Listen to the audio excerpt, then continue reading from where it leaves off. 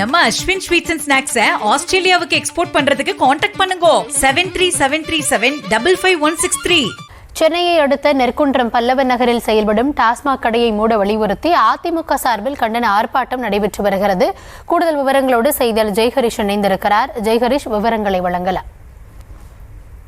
வணக்கம் கௌதமி. மதுரவாயல் நெற்குன்றம் பல்லவன் நகரில் புதியதாக தொடங்கப்பட்ட டாஸ்மாக் கடையை மூட வலியுறுத்தி அதிமுக சார்பில் கண்டன ஆர்ப்பாட்டமானது நடைபெற்று வருகிறது. அதிமுக முன்னாள் அமைச்சர் கோகுலேந்திரா தலைமையில இந்த கண்டன ஆர்ப்பாட்டமானது நடைபெற்று வருகிறது.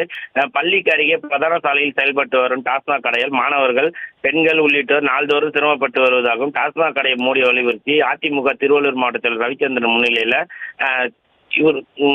சென்னை மாநகராட்சி 140 அதிமுக கவுன்சிலர் சத்யநாதன் ஏற்பாட்டில் இந்த அதிமுக சார்பில் இந்த கண்டன ஆர்ப்பாட்டத்தில் 1000க்கும் மேற்பட்ட பங்கேற்று தொடர்ந்து கண்டன கோஷங்களை எழுப்பி ஆர்ப்பாட்டத்தில் ஈடுபட்டு நிகழ்ச்சியில் பேசிய முன்னாள் அமைச்சர் கோகுலேந்திரா, இது ரீல்ஸ் ஆர்ப்பாட்டம் இல்லை எனவும் மக்களுக்கு இடையூறு ஏற்படுத்தும் டாஸ்மாக் கடையை மூட வேண்டும் எனவும் திமுக ஆட்சியில் தொடங்கப்பட்ட டாஸ்மாக் கடை தேர்தல் சமயத்தில் மூடப்படும் என அளித்திருந்த நிலையில தற்போது ஆட்சி மாற்றம் ஏற்பட்டும் அதே நிலை நீடித்து வருவதாகவும் சட்டமன்ற உறுப்பினர் ரேவந்த் சார் இந்த டாஸ்மாக் கடை மூட நடவடிக்கை எடுக்கப்படும் என அளித்த வாக்குறுதியை நிறைவேற்ற வேண்டும் எனவும் மதுரவாயல் சட்டமன்ற உறுப்பினர் அதிகாரத்தை பயன்படுத்தி இந்த கடையை மூடி இருக்கலாம், ஆனால் அவருக்கு சொந்தமான ரோகிணி திரையரங்கில் அமைச்சர்களை வரவழைத்து ஜனநாயகன் திரைப்படத்தை கொண்டாட கவனம் செலுத்தியதாகவும் கோகுலேந்திரா ஒரு குற்றச்சாட்டை எழுப்பி கண்டன கோஷங்களை எழுப்பியும் இந்த டாஸ்மாக் கடையை நிரந்தரமாக மூட வேண்டும் என கோரிக்கையை வலியுறுத்தி ஆர்ப்பாட்டத்தில் ஈடுபட்டு வருவது குறிப்பிடத்தக்கது. கௌதமி,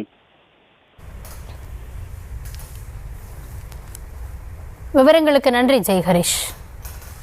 நம்ம அஸ்வின் ஸ்வீட்ஸ் அண்ட் ஸ்நாக்ஸை ஆஸ்திரேலியாவுக்கு எக்ஸ்போர்ட் பண்றதுக்கு காண்டாக்ட் பண்ணுங்க 7373755163.